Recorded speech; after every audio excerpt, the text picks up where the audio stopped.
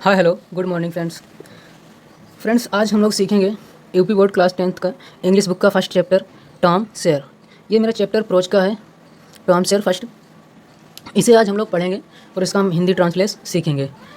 दोस्तों जैसा कि 2 दिन से वीडियो नहीं अपलोड कर पाई मैंने, क्योंकि मुझे थोड़ी हेल्थ इशू थी, मतलब हेल्थ प्रॉब्लम थी, इसीलिए मेरे वीडियो नहीं अपलोड कर पाई। उसके लिए मैं क्षमा चाहूँगा आपसे।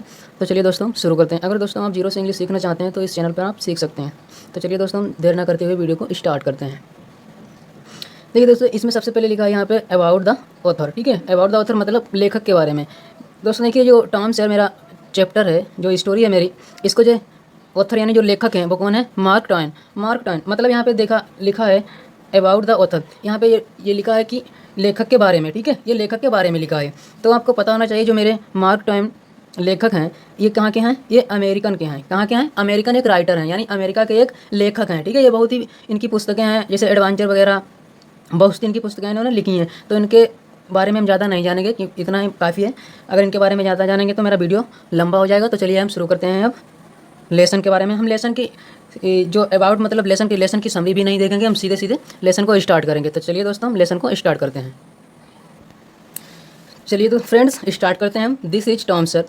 जो मेरा टॉम सर है, इसे हम पैराग्राफ स्टार्ट करते हैं। Paragraph number 1। इससे स्टार्ट करने से पहले हम जान लें कि इस जो स्टोरी है मेरे, इसमें जो मेरे पात्र हैं, मतलब कैरेक्टर्स, कितने लोग हैं इसमें, कितने लोग इसमें भाग ले रहे हैं। तो सबसे पहले हम जानेंगे कि कौन कौन इसमें भाग ले रहा है। तो इसमें मेन सदस्य तीन हैं। कौन है? सबसे पहले जो है कहानी का प्रधान, सबसे बड़ा, यानी प्रधान हम उसे कहते हैं, जो सबसे बड़ा होता है कहानी का, जिसके ऊपर कहानी है। तो वो है इसमें टॉम सेयर। टॉम सेयर कौन है? ये मौसी पॉली है, उनकी मरी हुई बहन का पुत्र है। और जो दूसरी इसमें मौसी हो गई है मेरी, और जो तीसरा है वो टॉम का साथी है, बेन रोजर्स। 3 लोग इसमें कहानी में भाग ले रहे हैं। तो हम अब जानते हैं आप कितने लोग हैं इसमें। 3 लोग हैं। नंबर 1 हो गया टॉम सेयर, और टॉम सेयर की मौसी नंबर 2, और टॉम सेयर का साथी बेन रोजर्स। 3 लोग इसमें हैं। तो चलिए हम स्टार्ट करते हैं। देखिए सबसे पहले लिखा है यहाँ पे Tom no answer, Tom no answer, where can we he Aunt Polly asked herself.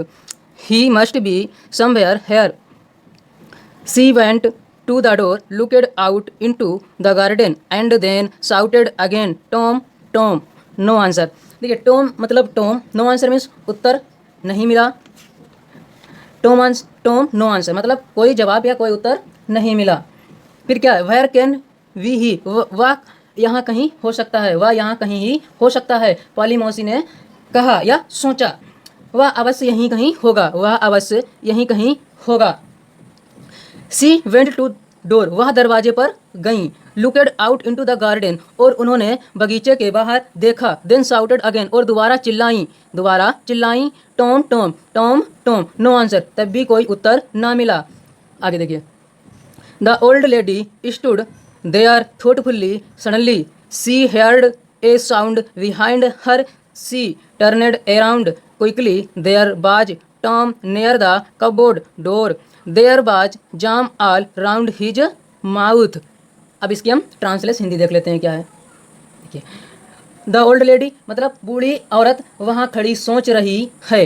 कौन सोच रहा है? जो मौसी है वही, वह सोच रही है। उसे अचानक, सडनली मीन्स अचानक, पीछे से आवाज आई। Beside means sorry, behind means पीछे, पीछे से आवाज आई या आवाज सुनाई दी। वह तेजी से मुड़ी।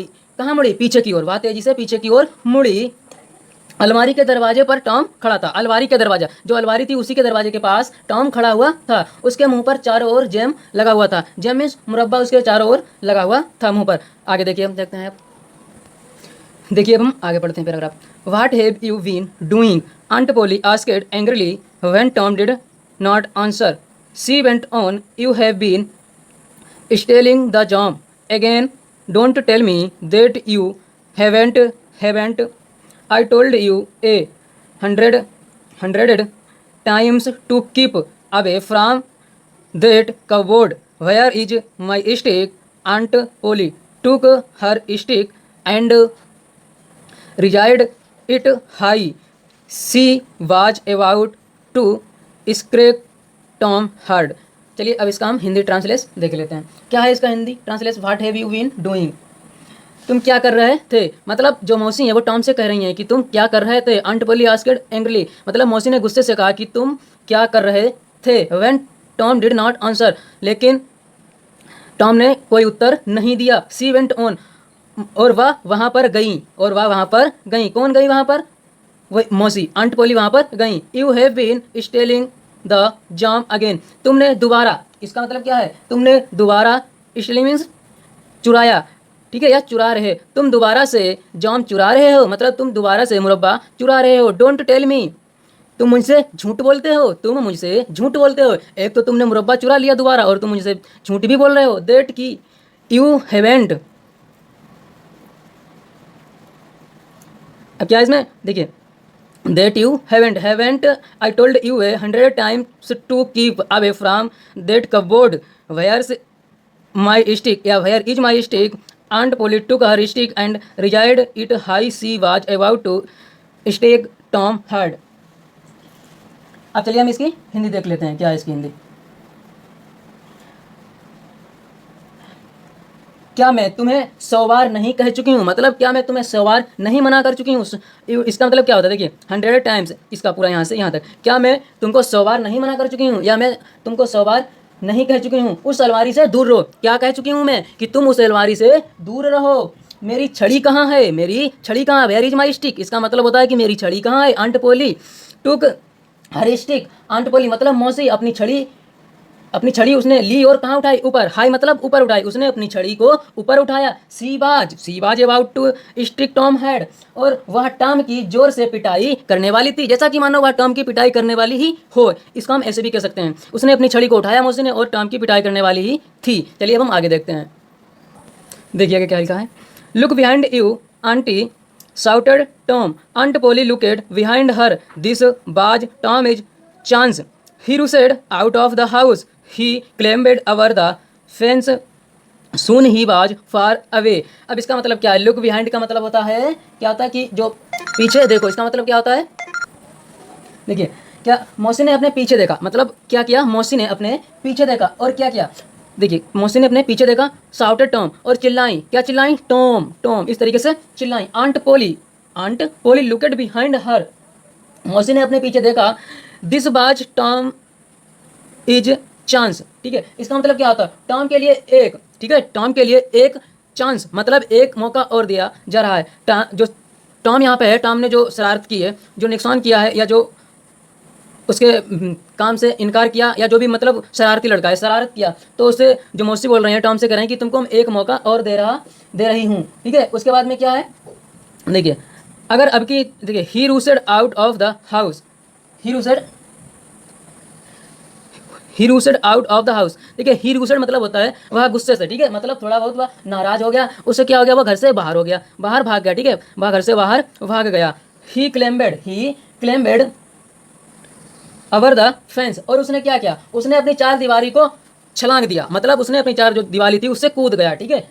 फिर क्या किया, वह शीघ्र, देखिए सून ही बाज फार अवे, वह शीघ्र ही काफ़ी दूर निकल गया, वह जल्दी से काफ़ी दूर, वह चार दीवारी से कूद कर काफ़ी दूर चला गया। चलिए हम आगे देखते हैं, आगे क्या लिखा, देखिए aunt Polly was angry but she had to laugh, he is a bad boy, she said to herself, but I love him, he is my poor dead sister's boy and I must look after him. I don't like to hit him, but I have to.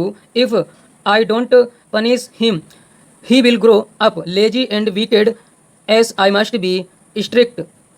Aunt Polly said I have been to punish him for stealing the jam. But how I know tomorrow is Saturday and there's no school on Saturdays. The boys have a holiday, but I will make Tom work that will punish him. चलिए अब हम इसकी देखते हैं, क्या है इसका हिंदी अर्थ जानेंगे हम। देखिए आंट पोली बाज एंग्री, जो मौसी थी, मौसी गुस्से से थी, कैसे थी, बहुत ही उन्हें गुस्सा, एंग्री मतलब क्या होता है, गुस्सा, ठीक है, बहुत ही नाराज या गुस्से से भरी हुई थी, मतलब गुस्सा उनके अंदर बहुत ही था। उसे हंसना भी पड़ा, मतलब गुस्सा तो आ ही रहा था, उसके साथ साथ उन्हें हंसी भी आ रही थी, ठीक है, उसके साथ साथ उन्हें हंसी भी आ रही थी। वह कह रही थी कि वह देखिए ही इज ए बैड बॉय, वह कैसा लड़का है, वह एक बुरा लड़का है, ठीक है, या शरारती बच्चा है।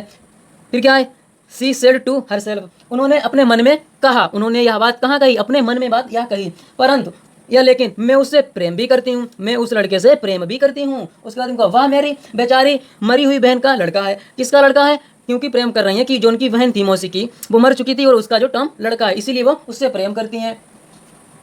और मुझे उसकी देखभाल भी करनी चाहिए। ये कह रही हैं कि मुझे इसकी देखभाल भी करनी चाहिए और मैं उसको पीटना नहीं चाहती। ये कह रही हैं कि मैं उसे पीटना नहीं चाहती, परंतु मुझे ऐसा करना पड़ता है। ये कह रही हैं मुझे किसी कारण ये करना पड़ता है। क्यों करना पड़ता है? क्योंकि वो इतना शरारती है।